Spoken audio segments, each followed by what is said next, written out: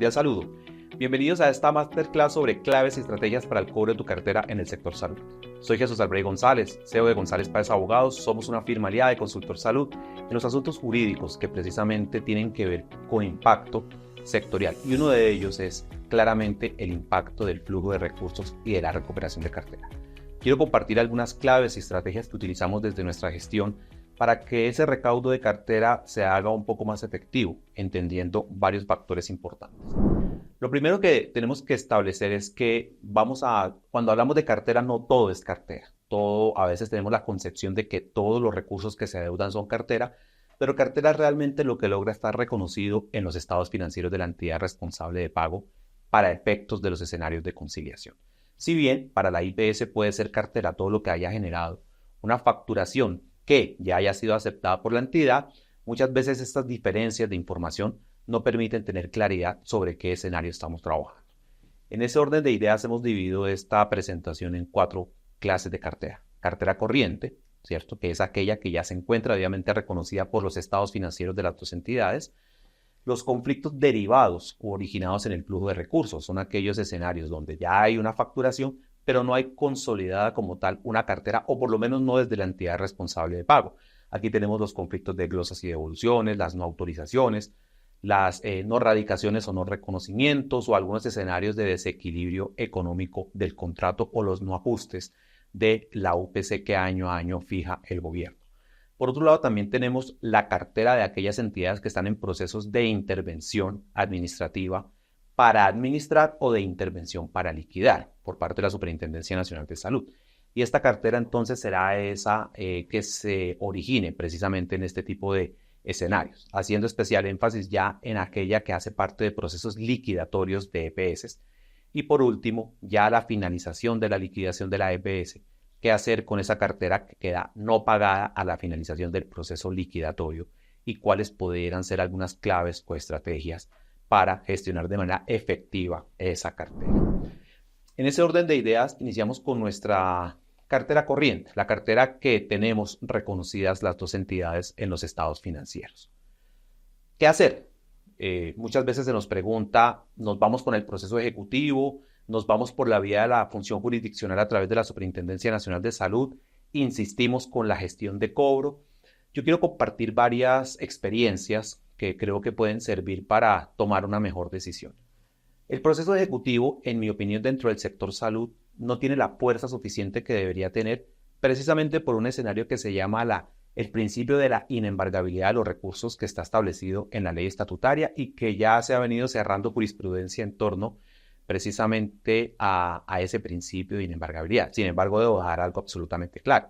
Los principios no son absolutos, es decir, estos principios que son mandatos de optimización, según, por ejemplo, pudiéramos estudiar la doctrina de Robert Alexy, que es la que utiliza la Corte Constitucional cuando modula precisamente sus fallos, indica que estos mandatos de optimización tienen excepciones. ¿Qué es lo que se busca con un principio? Que se pueda cumplir en la mayor medida posible lo que está allí mandado, es decir, que en la mayor medida posible los recursos sean inembargables, pero eso no significa que esa situación sea absoluta.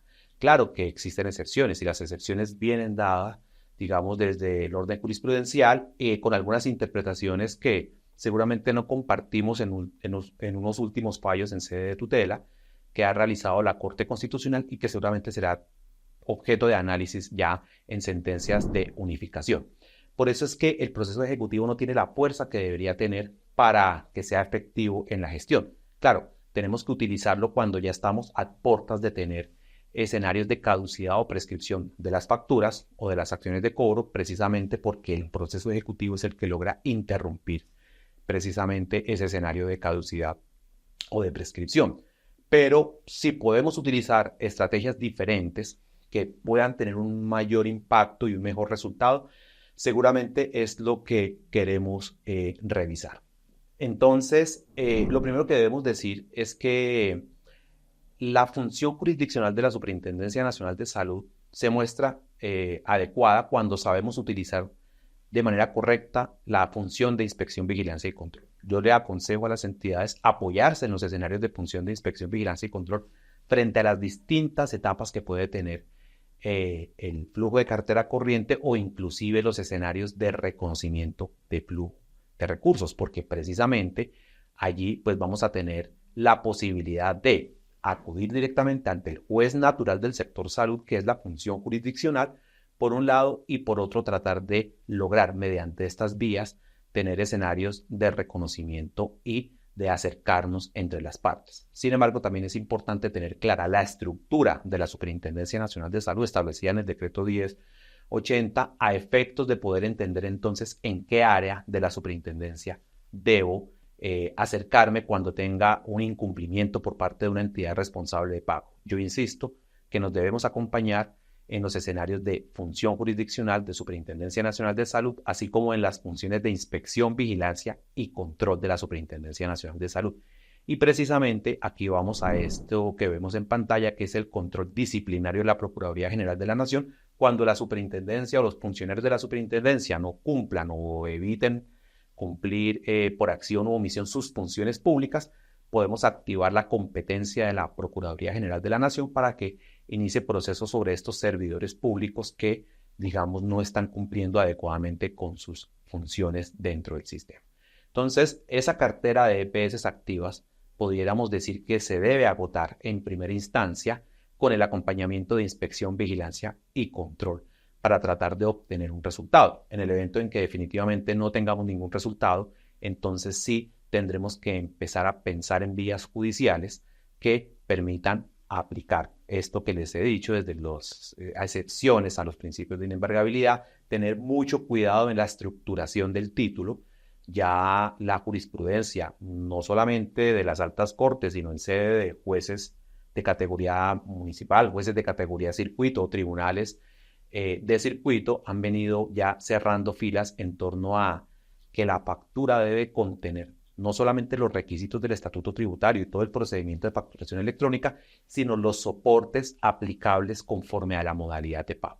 Entonces es importante que integremos el título valor, que es la factura, junto a los demás documentos para hablar entonces de ese título ejecutivo complejo del sector salud que está integrado por la factura, por el procedimiento de facturación con toda la trazabilidad, por la entrega de los soportes conforme al procedimiento de facturación electrónica y con la demostración ante el juez de que los soportes se encuentran conforme al acuerdo de voluntades y a la modalidad de pago establecida en el decreto 441, que seguramente pues será la base normativa que tendremos que tener presentes si estamos hablando de cartera que se esté demandando ejecutivamente. Muy bien. Cuando acudimos precisamente a la entidad de manera prejurídica, buscando tener una optimización en la gestión y un resultado de flujo de recursos, yo aconsejo que tengamos primero que todo desde las IPS, comités de cartera, en donde podamos tomar decisiones de qué hacer frente a los diferentes tipos de cartera. No podemos darle el mismo tratamiento a todas las carteras porque cada cartera tiene, digamos, un escenario diferente, una estructuración diferente, tiene una ambientación también diferente. Unas están en intervención, otras no están en intervención, unas entidades están más sanas financieramente que otras. Entonces, al final es necesario establecer en unos comités de cartera cuál va a ser mi estrategia de cobro. Nosotros, para efectos de lo que hacemos en nuestra firma, la dividimos en 3 tipos de estrategia: nivel de cobranza bajo, nivel de cobranza medio y nivel de cobranza alto.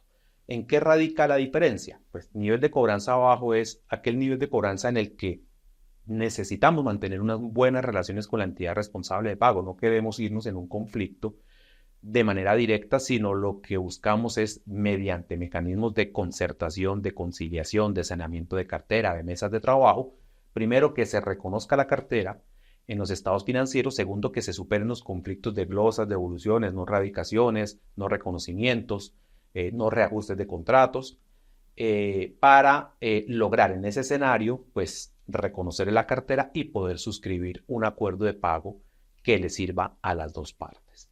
Ese sería el escenario de ese nivel de cobranza bajo, en el que pues, hay voluntad de las dos partes, en que las dos partes se muestran aliadas dentro de la estructuración de esa relación y que vamos a buscar al final, pues, de manera conjunta resolver un tema.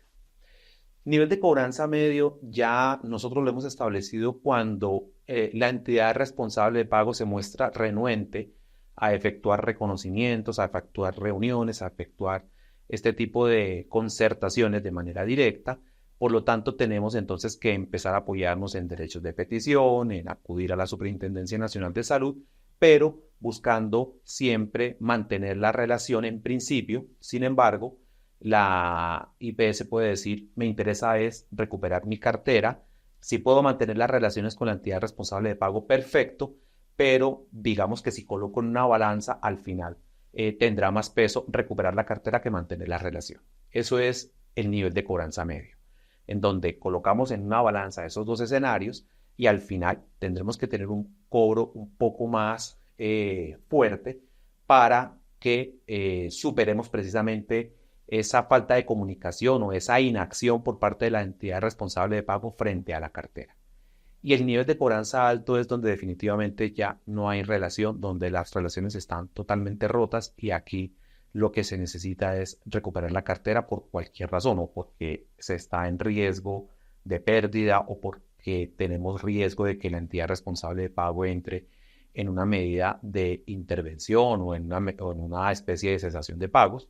Entonces aquí buscamos ya, mediante otro tipo de estrategias, generar el pago de la cartera. Y aquí es donde nos acompañamos de manera principal con la Superintendencia Nacional de Salud en su función de inspección, vigilancia y control. Y es que yo les quiero decir algo. Recuerden que la información en el sector salud es pública. Todas las entidades publican la información, la superintendencia la tiene disponible y ustedes no tienen sino que hacer ejercicios en los que comparen escenarios de cartera y entonces empecemos a preguntarnos por qué mi cartera, si está presentada y ha sido aceptada, no ha sido glosada, no aparece reconocida en los estados financieros de la EPS.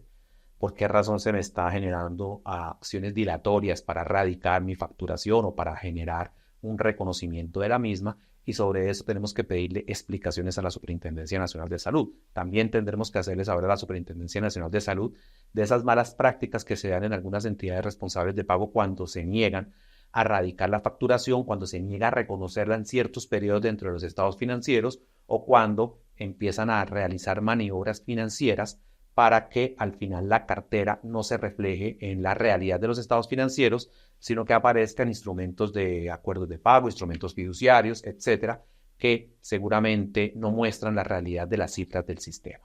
Entonces, es importante que al conocer esta información podamos acompañar también nuestra acción de cobro con base en esta información que tenemos, precisamente para que se superen esas situaciones que están llevando a que estas entidades sean no responsables en sus obligaciones dentro del sistema. Recordemos que las EPS tienen no solamente la gestión del riesgo técnico, sino también la gestión del riesgo financiero. Y en esa gestión del riesgo financiero deben tener toda la claridad de cómo manejan sus cifras y cómo reportan sus cifras ante los organismos de inspección, vigilancia y control. Cuando hablamos de las entidades que ya están en un proceso de liquidación, pues claramente las alternativas de los acreedores frente a sus acreencias, todas las conocemos, ¿no es cierto? Están dentro del Estatuto Orgánico del Sistema Financiero, pero digamos que para resumirla, sería el reconocimiento de la creencia en un acto administrativo. ¿Qué pasa si no me reconocen la creencia en un acto administrativo? Y es bien importante tener presente esto. Debo ejecutar la acción de nulidad y restablecimiento de derecho, el medio de control de nulidad y restablecimiento del derecho, porque el Estatuto Orgánico del Sistema Financiero ha establecido con claridad que los actos del agente liquidador para efectos de calificación y graduación de créditos son susceptibles de control por la vía de la jurisdicción de lo contencioso administrativo. Entonces tendremos que acudir al juez contencioso administrativo para que dentro de los 4 meses siguientes a que esta decisión quedó en firme, podamos entonces decirle, señor juez, por favor ordene que ese acto sea revocado y que se me reconozca la creencia. Porque en principio, digamos que lo que se va a buscar dentro de estos procesos liquidatorios es el reconocimiento de la creencia. ¿Para qué? Para poder tener la expectativa de que entremos en esa prorrata de pagos que se hace de conformidad con lo que se viene recaudando por parte de activos. Y aquí quiero dejarles algo absolutamente importante, y es que, señores IPS, los liquidadores están en la obligación de hacer los pagos a prorrata. No es cierto que ellos puedan pagarle a uno más que a otro, porque es una información que hoy día tiene muchísimo control y muchísima vigilancia. Entonces, saltarse la prorrata, saltarse la prelación de acreencias es un escenario que inclusive, en mi opinión, puede dar lugar a una sanción de carácter penal. Entonces, en ese orden de ideas, cuando les lleguen a sus despachos personas que manifiesten poder sacar mayores valores a los que se van a pagar dentro de la prorrata, tengan mucho cuidado en este tipo de negociaciones porque seguramente van a tener que estar pagando honorarios sobre los valores que se cancelen dentro de una prorrata a la que ustedes ya tenían derecho. Por eso la fuerza aquí tiene que ser en buscar el reconocimiento de la creencia, porque ya el pago vendrá como consecuencia de los activos que haya disponibles para pago en prorrata hacia todos los acreedores en la prelación de, digamos, de las entidades del sistema de seguridad social en salud.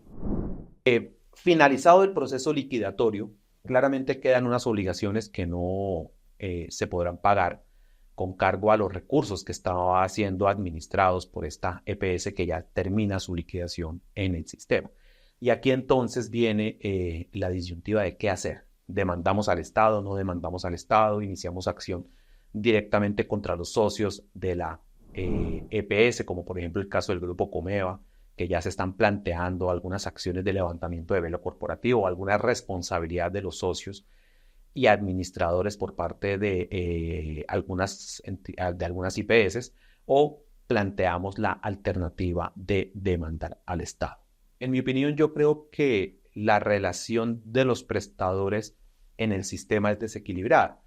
Si usted coloca lo que está pasando en el sistema y usted mira que hay una protección frente a las EPS, hay una protección frente a los recursos que manejan las EPS, pero frente a los prestadores realmente hay un escenario de desprotección por varias razones. Yo creo que ahí hay unas cargas desequilibradas. Yo creo que ahí se rompe, digamos, ese principio de equilibrio, de igualdad, de la confianza pública que debe darse en todas las relaciones en las que se involucra la regulación del Estado. Y es que no podemos olvidar que los recursos son inembargables, que la atención, por ejemplo, inicial de urgencias es obligatoria, que los fallos de tutela obligan a las IPS a atender la población indistintamente de si tenga o no tenga un acuerdo de voluntades, que en el escenario en que no se estén cumpliendo los pagos dentro de los acuerdos de voluntades no existe posibilidad de suspender los servicios por no pago. Esa es una instrucción que ha dejado de manera clara la Superintendencia Nacional de Salud, que en los escenarios de intervención de EPS, aun cuando tengamos una cartera muy alta, tenemos que seguir atendiendo a la población. No es posible suspender